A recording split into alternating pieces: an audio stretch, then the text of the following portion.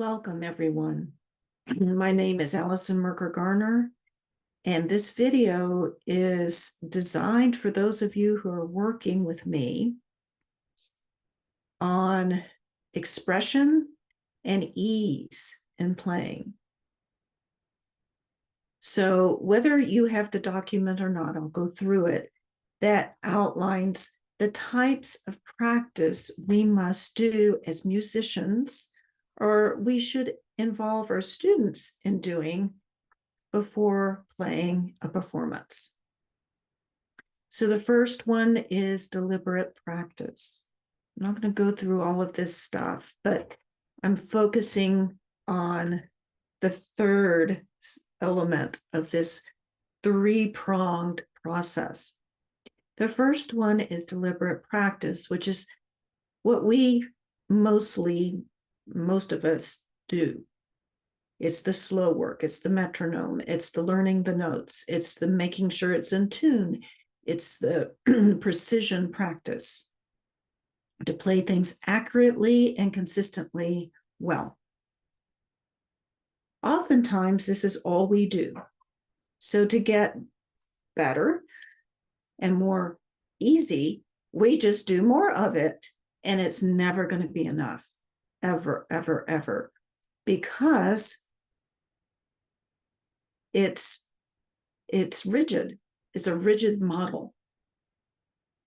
There's no flexibility in that. And we're human beings. We're not machines. We make mistakes.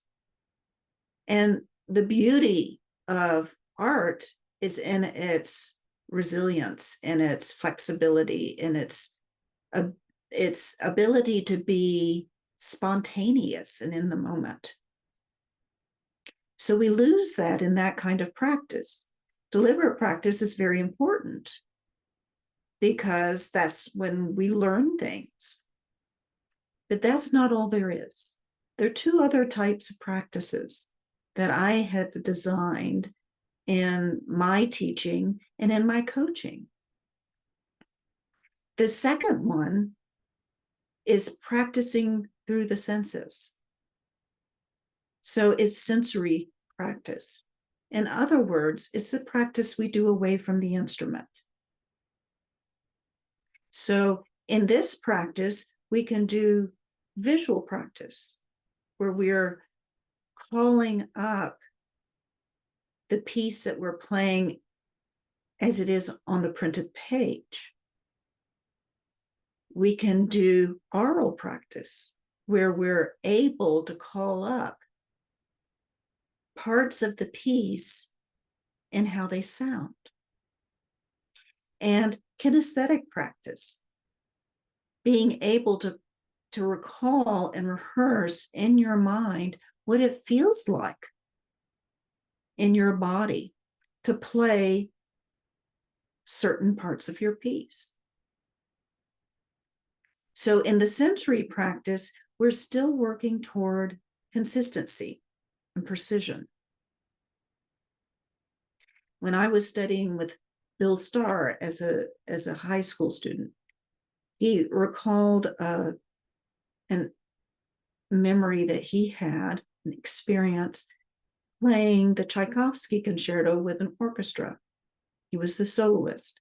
And in the third movement, he had a memory slip. And because he had practiced the sensory practice, he flipped like a switch from thinking about his piece orally and kinesthetically to visually. He could read the page in his mind's eye. And it got him through a difficult challenge. And there was not a hitch. He said he just switched from one memory and then it connected him back in to what he was used to.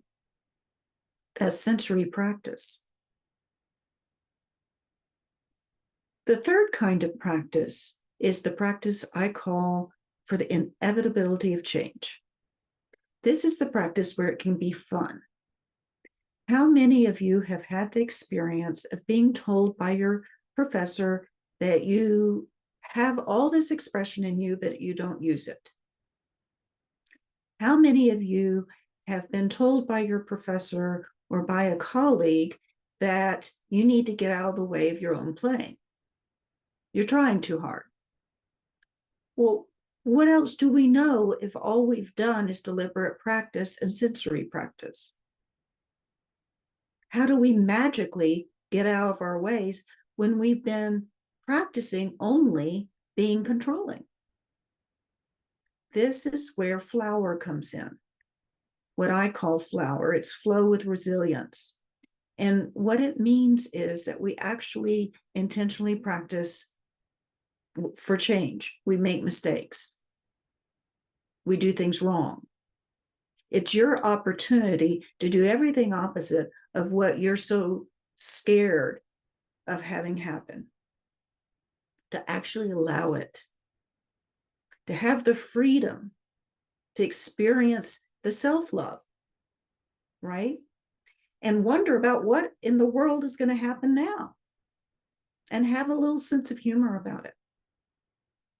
At first, it's very disconcerting because when you start to open up from your heart and from your gut and quiet your mind, which is what you're doing in this kind of practice, then what you're doing is you're relinquishing that control. You feel like you have, and you really never completely have it, but you think you do. You're allowing your body, your mind, your spirit, and your heart to take over. You're trusting that.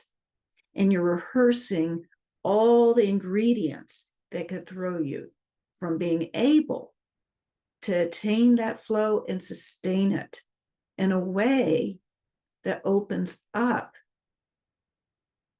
what is available. Your heart, your feelings, your emotions, the things that you've cut off to be able to learn the notes and to play with precision. It can't just magically appear. So in this flower or resilience practice, what we do is we practice the mindset, the approach, and the rehearsal of things going wrong. And at first, it's going to be very disconcerting. You start on the wrong note. You start on the wrong bow. You play the wrong tempo. You start changing the elements of the piece, whether it's the mechanics of playing it or the order of the composition, the order of the sections. You start playing with that. Then you start getting into disruptions, interruptions, things that break your flow. So you're playing the piece and all of a sudden you hear something, it's this distraction to you, and you get, if you're under stress, you get a charge from that. Your body reacts to it. Even if you know, oh, that's someone playing with a program and that's what I'm hearing, your body reacts to it because it's stressed. And then you're going to have some sensory thing that's related to that. So what if you practiced with those kinds of disruptions? Have somebody come in there and try to throw you off, so that you get used to that. You get inured to it. It's part of the environment. It's no longer your head down and you're trying to shove it out of your vision and your awareness. You're bringing it in. It's part of your performance. It becomes part of the experience. So you rehearse that. You rehearse looking around the room. You rehearse moving. So that all of these things, all of these elements that you were so carefully practiced and controlled are now flying out the window, and you can come back to them. You can come back to that flow. And that's what we rehearse. Now, what basically is this? I call it flexibility or resilience. What that really comes down to is getting this frontal center to calm down, to just ease, right? And a lot of breathing exercises and affirmations and all sorts of things like that can help with that. But then how do you access the things that you do want? The parts of you that are expressive, the parts of you that want to take the lead in a performance, like your heart or your instinctual center, your gut, your creative center. That's your creative center. We can't cut that off either. So these two breathing exercises come from the yogic tradition, excuse me, and one is designed for the root chakra, which is your gut, genital area, right? Your pelvic floor. And the other is for the heart center and opening those up. And you can do these away from the instrument. I don't suggest you doing them while you play, but you can do them away from the instrument to just access, to open that channel to yourself. If you do this as a daily practice, you begin to get a relationship with these parts of your body. They become stronger and they can help work with your mind rather than compete with it. A lot of times when we get nervous, what happens? We get shaky or we sweat, we get knots in our stomach, all sorts of things. Your body is being manipulated in a way it's not comfortable. It's feeling threatened. It's feeling shut out. It's feeling like it can't speak its truth, right? It's not natural what we do as performers. So allow it, invite it, welcome it to speak. So we want the heart and we want the root, our gut region, to be able to be as strong as our minds. And when we play, that's where we're coming from. So both of these are breathing exercises, very simple, very quick to do. This first one is for the first chakra, and it is the pelvic floor breathing openness exercise. And it starts with an exhalation. So we'll do an intake of breath, and then we'll start the exercise. So take a deep breath in, and then when you exhale, I want you to feel pressure. I want you to feel some kind of strengthening pressure around your gut region. And as you do so, I want you to exhale through your teeth and tongue like a hiss. Does not matter for how long, but when you reach the end of your breath, retain it, hold it for a couple of seconds, and then start the cycle again with an inhale. So we'll do it once. Remember when we're hissing on the exhale to engage your lower core muscles and your, what am I trying to say? The lower part of your diaphragm and digestive and genital area. So you're actually engaging those muscles and then releasing them. So inhale and exhale.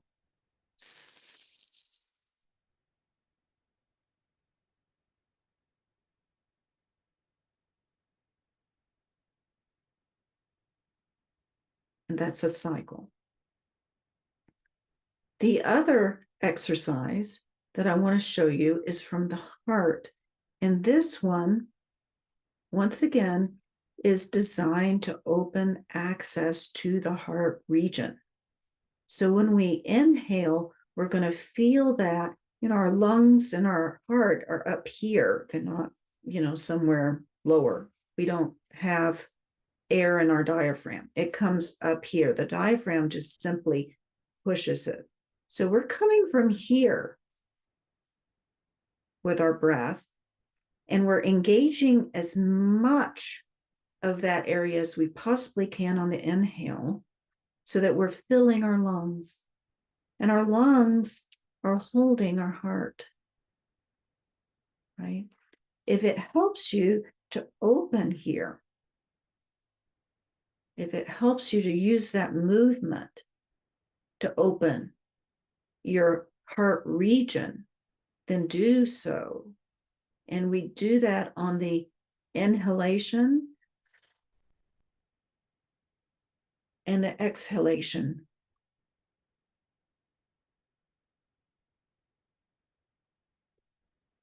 I want you to imagine, as you inhale, that the air is coming in from behind your heart and looping and coming back out. So you've got this motion, right? As you're expanding like a bellows, right? So you've got both of these that you're imagining and you're doing, which is expanding this whole area. That's what we're after, right? So inhale.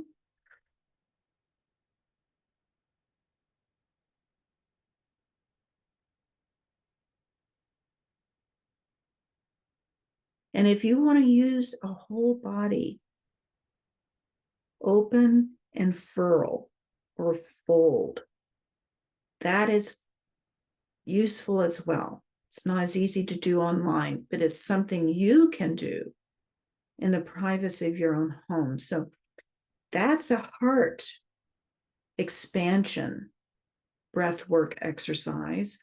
First one was for our lower abdomen. So why is this important? It's activating parts of our system.